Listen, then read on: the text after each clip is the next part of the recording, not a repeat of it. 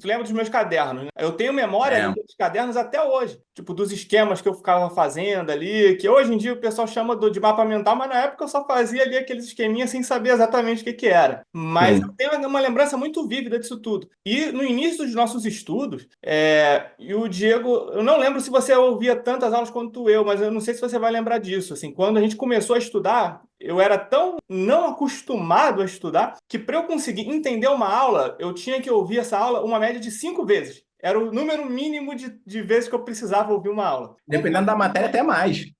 Mas o número mínimo eu lembro que era esse, 5. Então eu tinha, às vezes, até um planejamento, às vezes, de pegar determinada aula e ouvir no trem, umas coisas assim, no início desses estudos, para conseguir dar conta, né, de ouvir as aulas que a gente estava tendo. E como não era a semana toda, então dava para fazer. Agora.